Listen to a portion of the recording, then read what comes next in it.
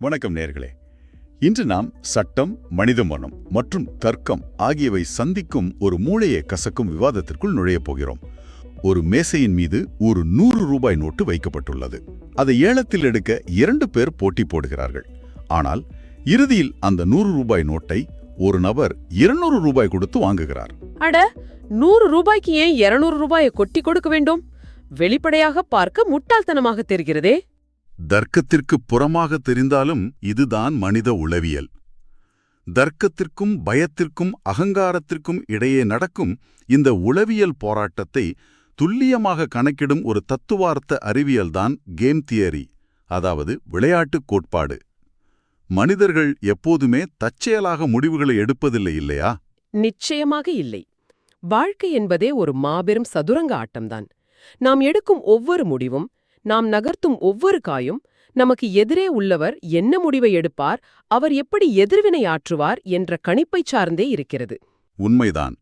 மனிதர்கள் எந்த ஒரு சூழ்நிலையிலும் லாப நஷ்டங்களை துல்லியமாக கணக்கிட்டே தங்கள் நகர்வுகளை மேற்கொள்கிறார்கள். உங்களின் வெற்றி என்பது உங்கள் திறமையை மட்டும் சார்ந்ததல்ல, உங்கள் எதிராளியின் மனநிலையை, அவரின் அடுத்த கட்ட நகர்வை நீங்கள் எவ்வளவு ஆழமாக கணிக்கிறீர்கள் என்பதை பொறுத்தது. இந்த தர்க்க ரீதியான கணிப்பைத்தான் நாம் கேம் தியரி என்கிறோம். இது ஏதோ பொழுதுபோக்குக்கானதல்ல. தனி மனிதர்கள், பெரும் கார்ப்பரேட் நிறுவனங்கள், ஏன் உலக நாடுகள் கூட நெருக்கடியான நேரங்களில் எப்படி முடிவுகளை எடுக்கின்றன என்பதை தீர்மானிக்கும் ஒரு கருவி. சரியாக சொன்னீர்கள். இந்த கேம் தியரியின் அடிப்படை தர்க்கத்தை புரிந்து கொள்ள ஒரு மிக எளிய விஷயத்திலிருந்து நாம் தொடங்கலாம். அதாவது கேக் வெட்டும் உத்தி, தி ஐ கட் யூ சூஸ் ஸ்ட்ராட்டஜி. ஒரு கேக்கை 2 குழந்தைகளுக்கு சண்டை வராமல் சமமாக பிரிக்க வேண்டும். சாதாரணமாக ஒருவன் பிரித்தால் அவனுக்கு மட்டும் பெரிய துண்டு கொடுத்து விட்டாய் என்று கட்டாயமாக சண்டை வரும். ஆமாம். இங்கு கேம் தியரி எப்படி செயல்படுகிறது? இது ஒரு மிகச்சிறந்த மெக்கானிசம் டிசைன் என்று சொல்லலாம். கேக்கை 2 பேருக்கும் சமமாக பிரிக்க வேண்டும். அதே நேரம் யாருக்கும் அதிருப்தி வரக்கூடாது. இதற்கு கேம் தியரி சொல்லும் விதி மிக எளிமையானது. ஒருவன் கேக்கை வெட்ட வேண்டும், மற்றவன் தனக்கான துண்டை முதலில் தேர்ந்தெடுத்துக் கொள்ள வேண்டும். இதை சற்றே ஆழமாக சிந்தித்து பாருங்கள். இப்போது கேக்கை வெட்டும் பொறுப்பில் இருப்பவனின் மனநிலை எப்படி இருக்கும்? அவனுக்கு ஒருவிதமான தற்காப்பு உணர்வு தோன்றும்.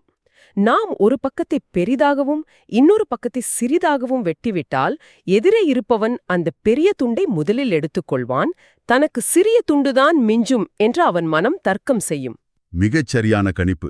தனக்கு சிறிய துண்டு கிடைத்துவிடக் கூடாது என்ற அவனது சுயநலமே அவனை என்ன செய்ய தூண்டும்? ஒரு அளவுகோலை வைத்து அளந்தது போல அந்த கேக்கை மிக துல்லியமாக 2 சம துண்டுகளாக வெட்ட வைக்கும். எதிராளியின் முடிவை கணிக்க வைத்து மனிதர்களின் சுயநலத்தை பயன்படுத்தியே அவர்களை நடுநிலையாக நடக்க வைக்கும் அற்புதமான வித்தை இது.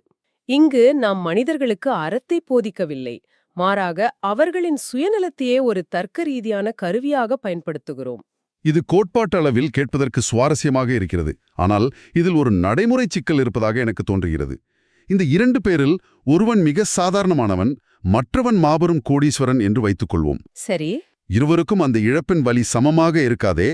இந்த சமமற்ற நிலையில் பல கோடிகள் பொருளும் பெரிய சட்ட ஒப்பந்தங்களிலோ அல்லது பல ஆண்டுகளாக தீராத குடும்ப பாகப்பிரிவினை பிரச்சனைகளிலோ இந்த கேக் வெட்டும் உத்தியை எப்படி ஒரு சட்ட ரீதியான தீர்வாக நடைமுறைப்படுத்த முடியும்? இது மிகவும் நுட்பமான வாதம். சட்டக்களத்தில் இந்த ஏற்றத்தாழ்வுகளை சமாளிக்கத்தான் மெக்கானிசம் டிசைன் பயன்படுகிறது. என் அனுபவத்தில் பல பாகப்பிரிவினை வழக்குகளை சந்தித்திருக்கிறேன். தந்தை வழி சொத்துக்களை பிரிக்க 2 சகோதரர்கள் வருவார்கள். ஒருவருக்கு நகர்ப்புறத்தில் உள்ள அதிக வருமானம் தரும் வணிக வளாகம் வேண்டும், மற்றொருவருக்கு பரந்து விரிந்த விவசாய நிலம் வேண்டும். ஆனால் அவன் அதிக மதிப்புள்ளதை எடுத்துக்கொள்கிறான் என்ற அகங்காரம் இருவருக்கும் இருக்கும். இங்கு சொத்துகளின் தன்மை வெவ்வேறாக இருந்தாலும் இழப்பின் வழியை சமமாக்க நாங்கள் இதே உத்தியை தழுவுவோம். அது எப்படி சாத்தியம்? சொத்துக்களை சரிபாதியாக வெட்ட முடியாதே. நாங்கள் சொத்தை அல்ல, வாய்ப்பை வெட்டச் சொல்வோம். ஒரு சகோதரனை சொத்துக்களை 2 கூறுகளாக பிரிக்கச் சொல்வோம். எப்படி பிரித்தாலும் பரவாயில்லை. ஒரு கூறில் வணிக வளாகமும் கொஞ்சம் கடனும் இருக்கலாம், மற்றொரு கூறில் விவசாய நிலமும் கொஞ்சம் ரொக்க பணமும் இருக்கலாம். ஆனால் என்ன பாதியை எடுத்துக்கொள்வது என்பதை மற்ற சகோதரன் முதலில் முடிவு செய்வான் என்ற நிபந்தனையை விதிப்போம். அந்த நிபந்தனைதான் ஆட்டத்தின் விதியை மாற்றுகிறது. சொத்தை பிரிக்கும் சகோதரன் எதிராளியின் மனநிலைக்குள் புகுந்து சிந்திக்கத் தொடங்குவான். அவன் எதை எடுப்பான் என்ற கேள்வி அவனை மிக கவனமாக இரு கூறுகளின் மதிப்பையும் ஏறக்குறைய சமமாக பிரிக்க செய்யும். கட்டாயமாக. ஒப்பந்தங்களை உருவாக்கும் போதும் இதே தர்க்கம்தான்.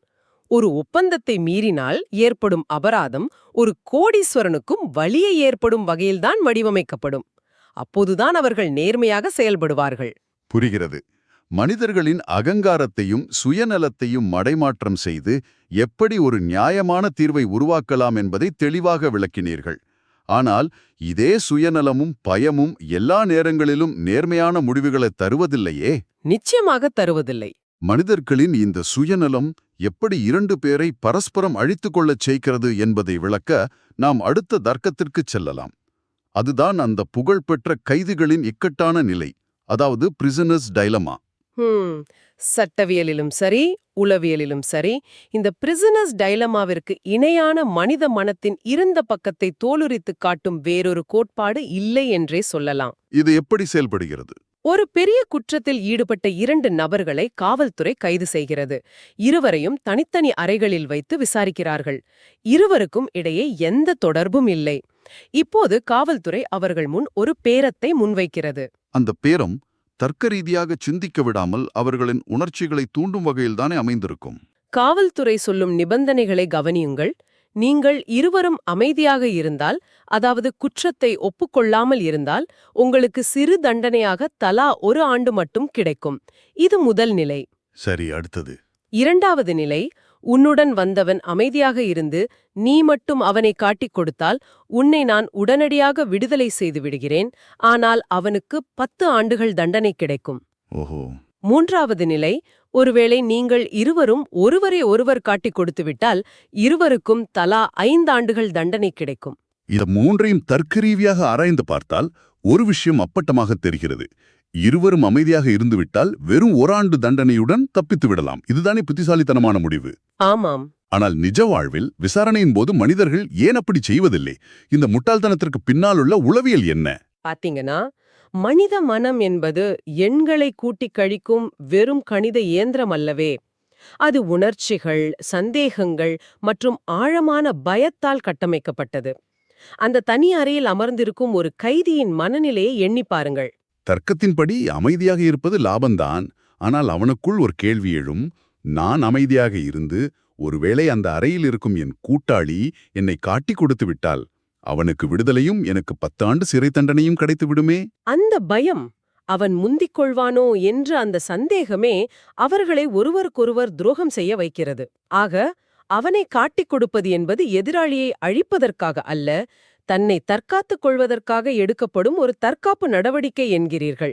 இது எப்படி இருக்கிறதென்றால், 2 பெரிய நிறுவனங்கள் சந்தையை பிடிப்பதற்காக தங்கள் பொருளின் விலையை தொடர்ந்து குறைத்து இரண்டுமே திவாலாகி போவது போல இருக்கிறது. நீதிமன்ற குறுக்கு விசாரணைகளிலும் போலீஸ் விசாரணைகளிலும் இதுதான் நடக்கிறது.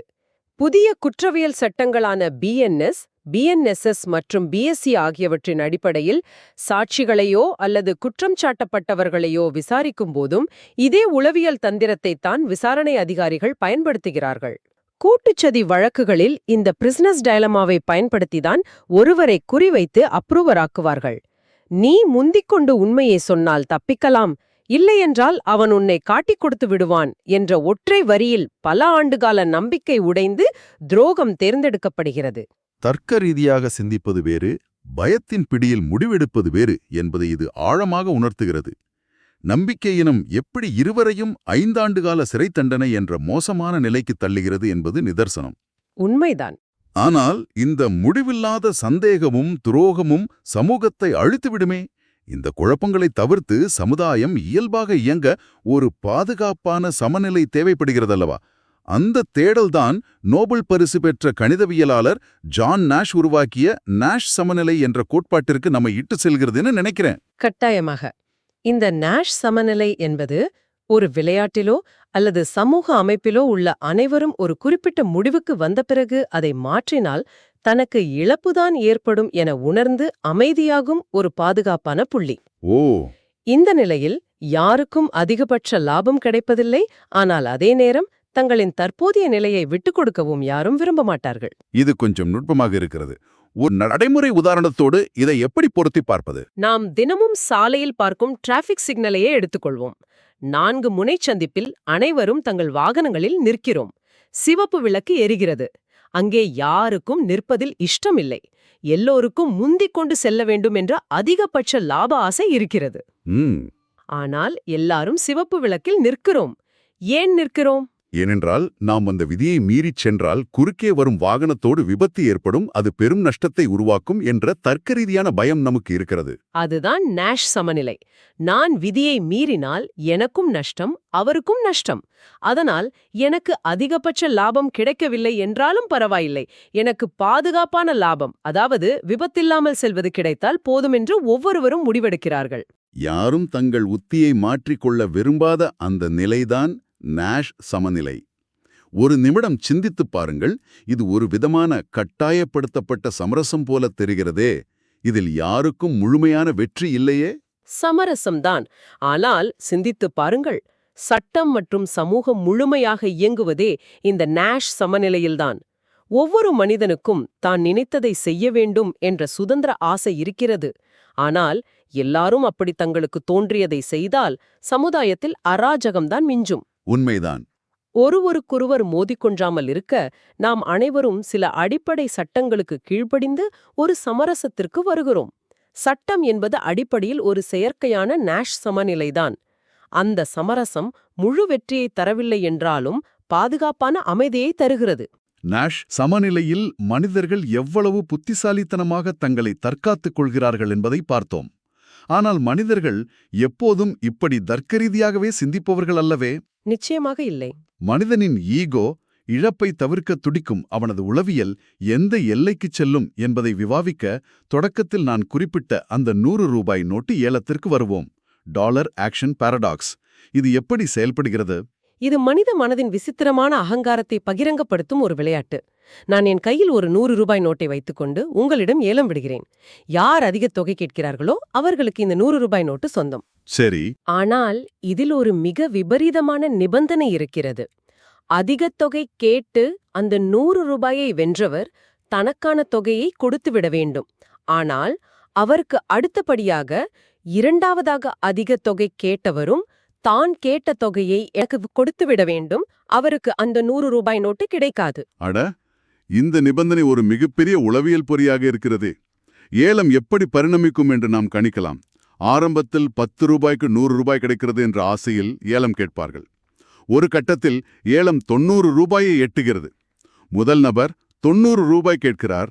இரண்டாவது நபர் 80 ரூபாய் கேட்டிருப்பார். ஆமாம். இப்போது அந்த இரண்டாவது நபரின் மனநிலை எப்படி மாறும்? அங்கேதான் அந்த பொறி செயல்படத் தொடங்குகிறது. இரண்டாவது நபர், ஐயோ, நாம் ஏலம் கேட்காவிட்டால் நமது 80 ரூபாயை விழந்தது மட்டும் இல்லாமல் நமக்கு 100 ரூபாய் நோட்டும் கிடைக்காதே என்று பயப்படுவார். தனது 80 ரூபாயை இழக்கக்கூடாது என்பதற்காக அவர் 100 ரூபாய் கேட்பார். Off commitment. இதுவரை இவ்வளவு இழந்து விட்டோம், இனி பின் வாங்கினால் பெரும் நஷ்டம் என்ற பயமே அவர்களை மேலும் மேலும் முதலீடு செய்ய வைக்கிறது. இந்த 150 ரூபாய் ஈகோவுக்கான மிகச்சிறந்த உதாரணம் நமது நீதிமன்றங்கள் தான். ஒரு சிறிய வரப்பு தகராறுக்காகவோ அல்லது ஒரு அடி நிலத்துக்காகவோ 2 அண்டை வீட்டார் சண்டையிட்டுக் கொள்வார்கள்.